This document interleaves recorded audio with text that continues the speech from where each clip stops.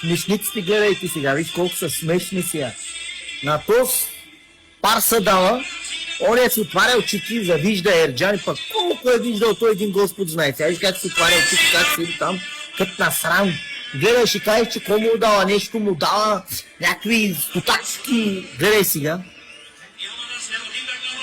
Той казва, няма да се уреди така с фирма, аз по принцип не съм фен на това се жокера, ама тук момчето за мен не е много виновен сега. Това е пълна излагация от Ерджани за мене. Аз не одобрявам Сашо Жокера за певец.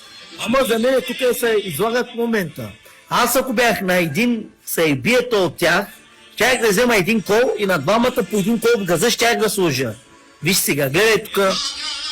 Хората работят цяла година да направят това тържество, а те какво правят? Излагат се за парсата, виж ги сега.